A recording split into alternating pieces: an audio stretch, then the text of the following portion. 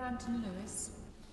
Thank you, Deputy Speaker. I share my honourable friend's comments in congratulating all those who have made their maiden speeches today. Like himself, I also remember as it was only just about a week ago making mine, and I wasn't sure at the time, and I'm still not sure now if I was more nervous about the speech or was more nervous about having to wait so many hours to make it in the first place. So my congratulations and in some ways commiserations to all those who've had to sit here waiting for their time today. I want to just touch on a comment made by my honourable friend for South Swindon, who commented and congratulated the team who put together the No to ID campaign, and I wanted to echo that. They did some superb work and actually were quite groundbreaking at an early stage in making use of some of the social media sites. And as a user of Twitter and Facebook myself, I think they did a super job in actually bringing people together through that to actually put together a cohesive campaign.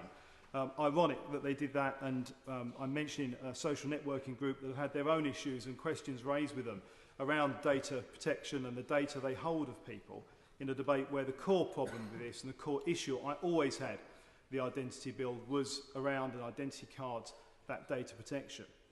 When the bill came in March 2006, I had an instinctive feeling that it was the wrong thing to do. As a believer in small government, the idea of this, as the phrase has just been used by my honourable friend, government creep, was starting to come in on a big brother state. It just seemed to add to that feel that there was another way and another system that the previous government wanted to use in order to have more knowledge, more control over all of us. And it is interesting that it moved to being a voluntary scheme from the initial thoughts that people had that it would be compulsory. But I think it's important, and I want to congratulate the Home Secretary and the entire ministerial team, as others have, for making one of the first pieces of legislation to come forward, this important piece in getting rid of this vile bill. I look at it quite simply. Whether my decision to speak today and wanting to speak today is based around the conversations I've had actually with residents in Great Yarmouth, my constituency, over the last few years. And I've spoken to tens of thousands of people. And I was racking my brains today trying to work through the pros and the cons of this to make a strong case and play devil's advocate, if you like, in terms of looking at the case from the positive for identity cards. And yet I can't remember a single resident of Great Yarmouth who I've spoken to who actually asked me when could they get their identity card. Could they please have their identity card? Could we make it compulsory, and could we hurry up and see this brought in? And during the election, I still struggled to remember a single resident who said, amongst all the things they commented on, would you please make sure that if your party is successful and if you form a government, you keep the identity card bill? I'm very much looking forward to getting my one. Not a conversation I recall, and I'll wait to be corrected by any resident who does recall it. So I'm very much reminded by a comment that was made to me earlier this year by a very long-serving member of this House who's no longer serving in this House, who said to me that if you are fortunate enough to be elected, make sure that when you are in the chamber and when you're speaking on an issue and when you go through and you vote, you are aware of why you are doing it. You are aware of what this brings to your residents, the positive impact it makes on their lives. If it's not directly related to your constituency, for the benefit of people in your country. And I can't think of a single thing with the identity card bill as it was that was beneficial.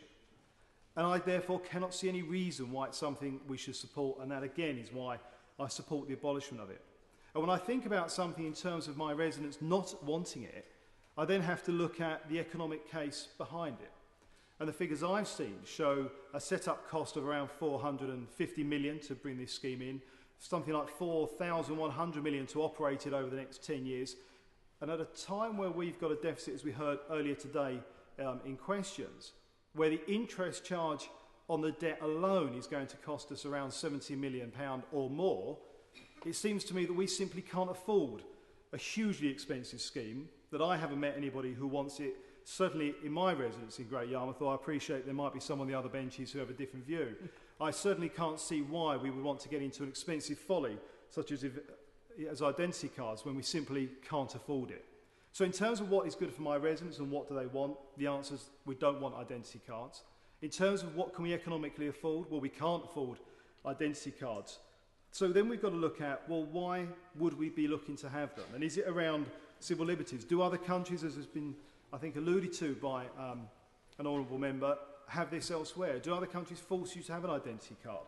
And what is the benefit for us? Well, I don't know about other members in this House, but I've got a passport. I've got utility bills. I've got a photocard driving licence. I've got credit cards, unfortunately. And lots of other forms of identity. And I know so many people who have that I've started to wonder, well, why would I want an identity card myself? What benefit could I get from an identity card? And again, I can't think of anything. But does it make us safer? Well, actually, in terms of the ability to prevent crime and certainly terrorism, even the old governments, the now Shadow Home Secretary and his predecessors, I think Charles Clarke among them, have admitted that the new identity card scheme wouldn't necessarily do too much to prevent terrorism. And I think the phrase that the Shadow Home Secretary himself used some time ago was that he regretted how much emphasis had been put on that. So it doesn't stop that, partly because, as has been mentioned by honourable friends earlier this evening, if somebody is going to commit a crime, and it's not, as we've touched on, it's voluntary, so why anybody who's going to commit any sort of fraud, crime or act of terrorism would voluntarily go and get an identity card, I have to say is beyond me, but as a new member, I'm sure members on the other benches will teach me about this in the hours to come. But why they would want something that's voluntary, I don't know. So I can't see the benefit of that. And certainly if somebody was looking to commit a major fraud or an act of terrorism, I can't see that their identity card is the first thing that would be on their minds that would make them think, actually, I can't go forward with this act. I certainly can't commit this crime because I've got an identity card and they might find out who I am. At the same time, as we've also heard, the electronics now and the way people work, computer systems, printing, things like that, are so advanced that it's not exactly going to be difficult for anybody who's criminally minded to find a way around this system and to find a way of falsifying these documents in the first place and creating a false identity card. That in itself gives us another problem. It creates a black market, because what we will then get is a black market of people who are creating false, fraudulent documents to sell to people who want to commit other crimes. And that is a real issue. The bigger issue, in terms of the way we are at the moment, I know in my constituency, in Great Yarmouth, I have residents who have had concerns about antisocial behaviour. Local police are working very hard to improve that situation. They've done a phenomenal job with some of the out-of-the-box thinking they've done. Also around cracking down on underage drinking, something we all want to see happen, and there's been much talk of that across this House and in the press over the last few months. But if there is a very substantial market, a black market in creating false identity cards, then actually that market is going to have a hugely beneficial financial incentive from people looking to get underage drinking, getting those identity cards and being able to buy alcohol underage. So I think that in itself shows that we could be walking down a tightrope that's hugely dangerous in the future. And I haven't even really thought too much and got too far into the worries over the idea of a government having a database for everybody in the country, potentially, that holds 50 different pieces of information on every individual. Bear in mind the track record. Yes? Very much. Given that he said he's got a passport, and I presume he's got a driving licence, what's the information that would be kept on his ID card that he's so worried about the state holding?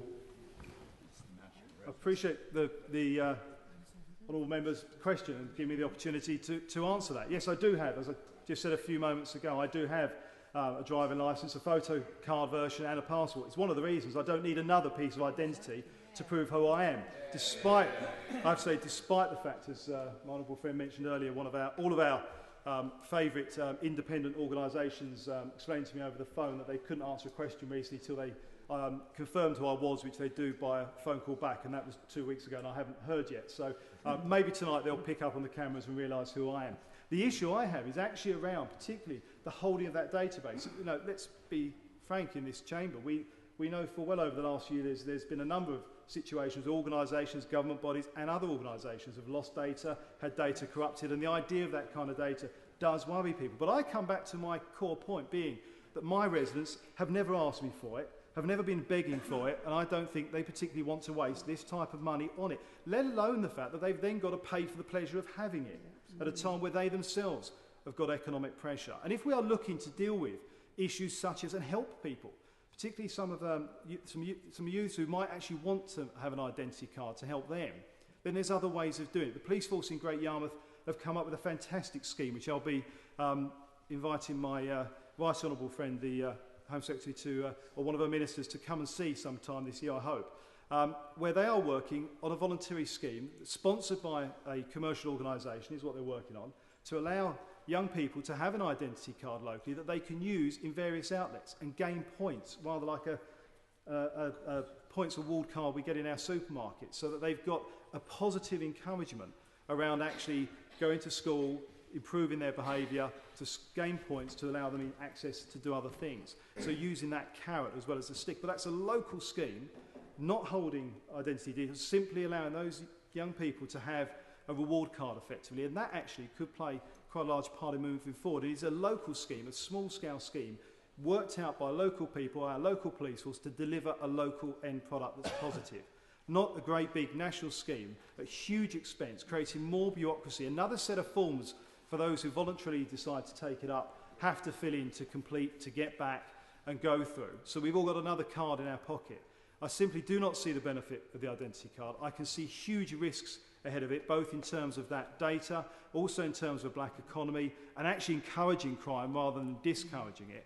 And I can't see where it is anything that will be a good investment for getting on for £4,500 million worth of our money. So I'm delighted to see this bill coming forward to abolish it, and I will give it my full support. Thank you.